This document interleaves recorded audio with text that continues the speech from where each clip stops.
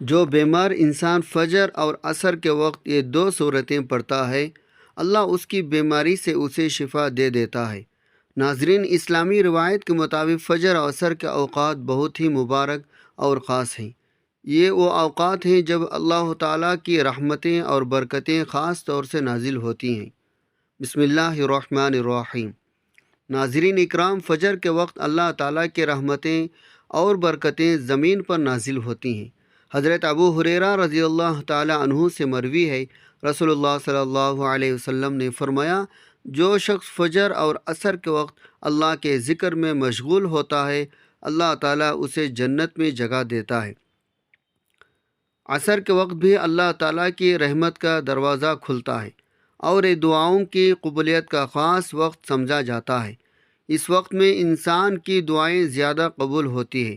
جو شخص بیمار ہو اور فجر عصر کے وقت قرآن کی یہ دو صورتیں پڑھے تو اللہ کی رحمت سے وہ بیماری سے شفا پا سکتا ہے۔ بیماری سے شفا کے لیے قرآن مجید میں کئی دعاؤں اور اعمال کا ذکر ہے، جنہیں پڑھنے سے اللہ تعالیٰ کی رحمت اور شفا یابی کی امید رکھی جاتی ہے۔ قرآن کریم ہمارے لیے نہ صرف یہ ایک بہترین ضابطہ حیات یعنی زندگی گزارنے کا قاعدہ ہے، بلکہ اسی میں ہمارے لیے دنیاوی آخرت کی نجات ہے۔ اس کی برکت سے جسمانی روحانی بیماریاں دور ہوتی ہیں، جہالت اور گمراہی کی تاریکیاں فوراً ہوتی ہے، بد عقیدت کی بد اخلاقی جاتی رہتی ہے، اور خوش اخلاقی اللہ تعالیٰ کی معرفت حاصل ہوتی ہے۔ چنانچہ اللہ تعالیٰ قرآن مجید میں ارشاد فرماتا ہے، ترجمہ، اور ہم قرآن میں اتارتے ہیں وہ چیزیں جو ایمان والوں کے لیے شفا اور رحمت ہے، اور اس میں ظالموں کو نقصان ہی بڑھتا ہے۔ اس آیت کریمہ کے تحت مفسرین قرآن امام فرماتے ہیں، قرآن کریم ہر طرح کی بیماریوں سے شفا عطا فرماتا ہے، وہ روحانی امراض ہو چاہے جسمانی۔ قرآن کریم کا امراضی روحانیہ کے لیے شفا ہونا تو ظاہر ہے۔ اس کی تلاوت کی برکت سے بکثرت امراضی جسمانیہ سے بھی شفا حاصل ہوتی ہے۔ برے عقیدے برے اخلاق دفع ہوتے ہیں، اور عقائد حقہ معرفہ الہی و صفات حمیدہ و اخلاقی فاضلہ اللہ تعالیٰ کی معرفت پہچان بہترین صفات اور زبردست اخلاق حاصل ہوتی ہیں۔ مفسرین قرآن علامہ ابن عطیہ ادلیسی رحمۃ اللہ علیہ نے یہ بھی فرمایا، اس بات کا بھی احتمال ہے آیت قرآنی میں شفا سے دم اور تعویذات کے ذریعے بیماریوں میں قرآن پاک کا فائدہ مند ہونا مراد ہے۔ مفسرین الزام کے مندرجہ بالا تصویر پتہ چلا کہ قرآن مجید پورے کا پورا شفا ہے، لیکن بعض صورتوں کے متعلق احادیث مبارکہ میں صراحتاً یعنی واضح طور پر مختلف بیماریوں سے شفا کا بیان فرمایا گیا ہے، جیسا کہ سورہ فاتحہ کے متعلق ارشاد ہے۔ حضرت سیدنا جابر رضی اللہ عنہ سے حضور صلی اللہ علیہ وسلم نے فرمایا، اے جابر، کیا میں تجھے قرآن میں نازل شدہ سب سے اچھی صورت نہ بتا دوں؟ سیدنا جابر رضی اللہ عنہ نے عرض کی، کیوں نہیں یا رسول اللہ؟ آپ صلی اللہ علیہ وسلم نے ارشاد فرمایا، یہ سورہ فاتحہ ہے۔ مزید فرمایا، اس میں ہر مرض کے لیے شفا ہے۔ محدثین اکرام نے بیماریوں پر قرآن مجید کے آیات پڑھ کر دم کرنے کی بھی کئی روایت نقل فرمائی ہے۔ چنانچہ حضرت سیدہ عائشہ صدیقہ رضی اللہ تعالی عنہا بیان فرماتی ہے، جب رسول اللہ صلی اللہ علیہ وسلم کے اہل میں سے کوئی بیمار ہوتا، آپ صلی اللہ علیہ وسلم اس پر سورہ فلق یعنی قل اعوذ برب الفلق، سورۃ الناس یعنی قل اعوذ برب الناس پڑھ کر دم فرماتے تھے۔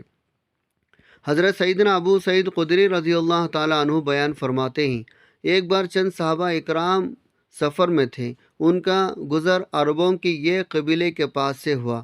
صحابہ اکرام نے ان سے مہمان نوازی کا مطالبہ کیا تو انہوں نے انکار کر دیا۔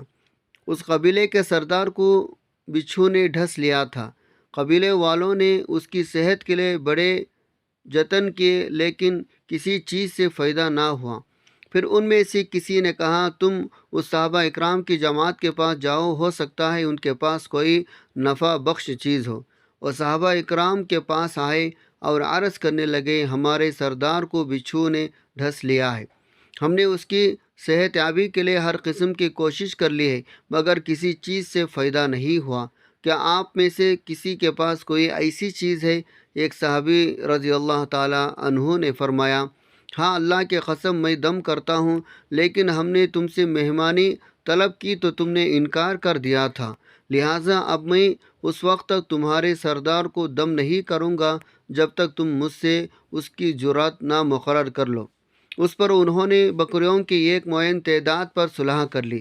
پھر وہ صحابی گئے، الحمدللہ رب العالمین یعنی سورہ فاتحہ پڑھ کر اس پر دم کیا تو سردار بالکل تندرست ہو گیا اور اس طرح چلنے لگا کہ گویا اسے کوئی بیماری تھی ہی نہیں۔ پھر ان قبیلوں والوں نے جو بکریوں کی تعداد مقرر ہوئی تھی وہ دے دیے۔ بعض صحابہ اکرام نے کہا ان بکریوں کو آپس میں تقسیم کر لیتے ہیں۔ بعض نے کہا نہیں، یہ دم کی اجرت ہے، ہم اس کو اس وقت تک تقسیم نہیں کریں گے جب تک کہ نبی صلی اللہ علیہ وسلم کے بارگاہ میں حاضر ہو کر سارا ماجرا بیان نہ کر دیں۔ پھر دیکھیں کہ آپ صلی اللہ علیہ وسلم اس میں کیا حکم فرماتے ہیں۔ جب صحابہ اکرام رضی اللہ عنہ اجمعین نبی صلی اللہ علیہ وسلم کی بارگاہ میں حاضر ہوئے اور سارا ماجرا عرض کیا تو آپ صلی اللہ علیہ وسلم نے فرمایا، تمہیں کس نے بتایا کہ یہ سورہ فاتحہ دم ہے؟ پھر آپ صلی اللہ علیہ وسلم نے فرمایا، تم نے درست کیا، ان کو آپس میں تقسیم کر لو اور اس میں سے میرا حصہ بھی دو۔ پھر آپ صلی اللہ علیہ وسلم مسکرا دیے۔ حضرت سیدنا امام محمد بن عیسیٰ ترمذی رحمۃ اللہ علیہ روایت نقل فرماتے ہیں، بے شک رسول اللہ صلی اللہ علیہ وسلم نے فرمایا، جب تم میں سے کوئی شخص نیند میں ڈر جائے تو وہ یہ دعا پڑھے، اعوذ بکلمات اللہ التامات من غضبہ وعقابہ وشر عبادہ ومن حمزات الشیطان وان یحذرون، تو شیاطین اسے نقصان نہیں پہنچائیں گے۔ حضرت سیدنا عبداللہ بن عمر رضی اللہ عنہ اپنے بالغ بچوں کو اس دعا کی تلقین فرماتے اور جو نابالغ بچے ہوتے ان کے لیے یہ دعا کاغذ پر لکھ کر گلے میں لٹکا دیتے تھے۔ محدث دہلوی رحمۃ اللہ علیہ اس حدیث کو شرح میں لکھتے ہیں، اس حدیث کے گردن میں تعویذات کا لٹکانے کا جواز معلوم ہوتا ہے۔ اس باب میں علماء کا اختلاف ہے، مختار یہ ہے اس کی مثل چیزوں کا لٹکانا حرام یا مکروہ ہے، لیکن اگر تعویذات میں قرآن مجید یا اللہ تعالیٰ کے اسماء لکھے جائے تو اس میں کوئی حرج نہیں۔ اعلیٰ حضرت امام اہل سنت مولانا شاہ امام احمد رضا خان فرماتے ہیں، جائز تعویذ قرآن کریم یا اسماء الہی یعنی اللہ تعالیٰ کے ناموں یا دیگر اذکار دعوات دعاؤں سے ہو، اس میں اصلاً حرج نہیں بلکہ مستحب ہے۔ رسول اللہ صلی اللہ علیہ وسلم نے ایسے ہی مقام میں فرمایا، تم میں جو شخص اپنے مسلمان بھائی کو نفع پہنچا سکے تو اسے نفع پہنچائے۔ قرآن حکیم کے ایک ایک حرف میں شفا ہے۔ جو مسلمان روزانہ آیت قرآنیہ کی تلاوت کرے اور باوضو رہتے ہیں، اللہ کریم ان کے لیے کشادگی پیدا کرتے ہیں۔ ایسے لوگ کبھی دنیاوی مسائل سے شاکی نہیں ہوتے، نہ انہیں ڈپریشن ہوتا ہے، ان کا دل دماغ پر سکون ہوتا ہے، جیسا کہ سورہ فاتحہ کو روزانہ پڑھنے والوں کا معاملہ۔ رسول اللہ صلی اللہ علیہ وسلم کا فرمان ہے، سورہ فاتحہ میں موت کے علاوہ ہر مرض کے لیے شفا ہے۔ تو آقا دو جہاں صلی اللہ علیہ وسلم کا فرمان اس کی ضمانت دیتا ہے۔ سورہ فاتحہ پڑھتے رہنے والوں پر آسانیاں پیدا ہوتی ہے۔ جو کوئی بھی سورہ فاتحہ کا عامل بن جاتا ہے، اس کا بے تحاشا ذکر کرتا ہے، تو ایسے لوگوں پر معاشی تنگی نہیں ہوگی اور انہیں غیب سے رزق ملے گا، بیماریاں ہوں گی تو جلد صحت یاب ہوں گے۔ سورہ فاتحہ کے عامل جب کسی کو دم کرتے ہیں تو موذی امراض سے چھٹکارا حاصل ہو جاتا ہے۔ اگر کوئی انسان کسی مصیبت کا شکار ہو جائے اور کوئی راہ نہ دکھائی دے تو اسے چاہے 40 روز تک سورہ فاتحہ 125 بار پڑھ لیا کرے۔ اگر کسی مرض کے تیمارداری کے دوران اس کی شفا کے لیے اس کا ہاتھ پکڑ کر 7 بار سورہ فاتحہ باوضو ہو کر پڑھی جائے تو جلدی صحت یاب ہوگا۔ اللہ تعالیٰ نے انسان کو پیدا کر کے زمین پر بھیج کر بے یار مددگار ششتر بے مہار نہیں چھوڑا، بلکہ ان کی رشد و ہدایت کے لیے انبیاء رسول کا ایک عظیم سلسلہ شروع فرمایا جو بستیوں علاقوں کے طرف مبعوث ہو گئے۔ ہر نبی کو اللہ تعالیٰ نے کوئی نہ کوئی معجزہ عطا فرمایا اور وہ معجزہ علاقے دور کے مطابق ہوتا تھا۔ سیدنا موسیٰ علیہ السلام کے دور میں جادو اپنی عروج پر تھا۔ اللہ تعالیٰ نے موسیٰ علیہ السلام کو ویسا ہی معجزہ عطا فرمایا۔ سیدنا عیسیٰ علیہ السلام کے دور میں حکمت طبیب اپنے عروج پر تھی، تو اللہ تعالیٰ نے سیدنا عیسیٰ علیہ السلام کو ویسا ہی معجزہ عطا فرمایا۔ وہ کوڑی اور برس کے مریض کے جسم پر ہاتھ پھیرتے تو اللہ تعالیٰ اس مریض کو شفا دے دیتے تھے۔ سیدنا داؤد علیہ السلام کے دور میں لوہے کا کاروبار، لوہے سے زرہ وغیرہ بنانے کا فن اپنے بام عروج پر تھا، تو اللہ تعالیٰ نے سیدنا داؤد علیہ السلام کو ویسے ہی معجزہ عطا فرمایا۔ آپ صلی اللہ علیہ وسلم کے لوہا نرم بنا دیا گیا تھا۔ بالکل اسی طرح جناب رسول اللہ صلی اللہ علیہ وسلم کے دور میں فصاحت بلاغت اپنے عروج پر تھی۔ عرب میں فصیح بلیغ شعر کا طوطی بولتا تھا۔ عرب میں بڑے بڑے اشعار موجود تھے۔ اللہ تعالیٰ نے جناب محمد صلی اللہ علیہ وسلم کو ویسا ہی فصیح بلیغ معجزہ قرآن کی صورت میں دیا، جو یقیناً فصاحت بلاغت کا ایک عظیم شاہکار ہے۔ پہلے نبیوں کے معجزے ان کی دنیا سے جانے کے ساتھ ہی ختم ہو گئے، لیکن آقا علیہ السلام کا معجزہ قرآن کی صورت میں آج بھی موجود ہے اور تا قیامت تک موجود رہے گا، کیونکہ اللہ رب العزت نے اس کی حفاظت کا ذمہ خود لیا۔ انا نحن نزلنا الذکر و انا لہ لحافظون۔ ترجمہ: بے شک ہم نے ہی یہ نصیحت نازل کی ہے اور بے شک ہم اس کی ضرور حفاظت کرنے والے ہیں۔ قرآن کریم کی بہت سارے فضائل ہیں۔ قرآن مجید ایک لاریب یعنی شک و شبہ سے پاک کتاب ہے، اسی لیے قرآن کریم کی ایک ایک حرف میں شفا ہے۔ قرآن شفا ہے۔ بیماری والا معاملہ ہر بندے کے ساتھ ہے۔ ہر بندہ بیمار ہو جاتا ہے اور اسے شفا کے لیے علاج معالجہ کی ضرورت ہوتی ہے۔ قرآن مجید کا اللہ کا کلام ہے، یہ شفا ہے۔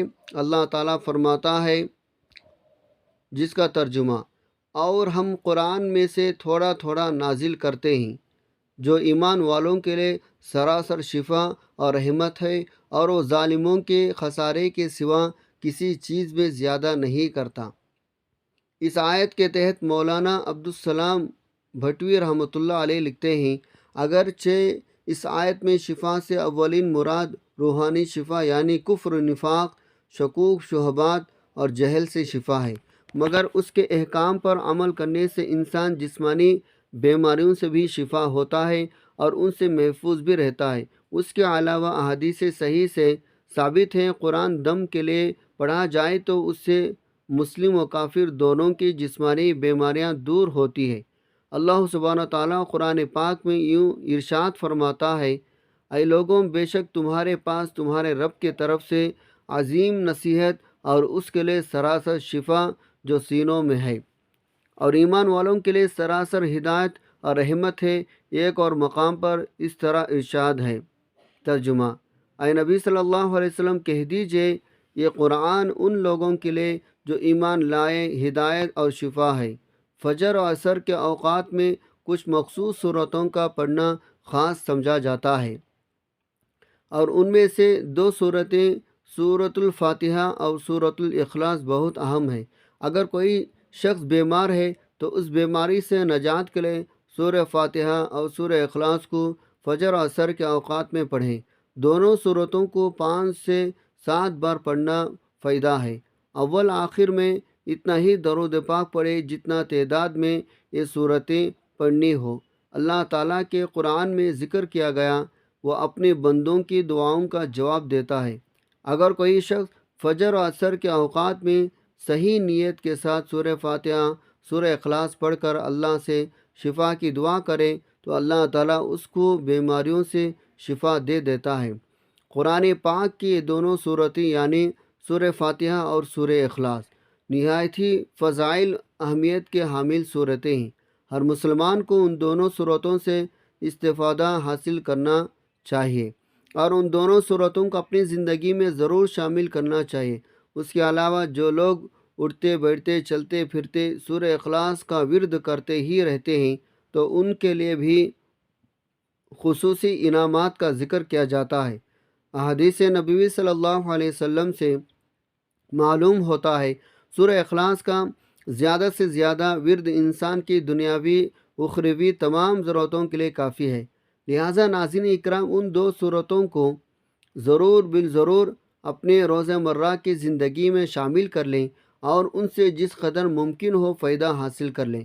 اللہ تبارک و تعالیٰ سے دعا ہے نیکی کی بات کو سننے سمجھنے اور اس پر عمل کرنے کی طاقت توفیق مرحمت فرمائے۔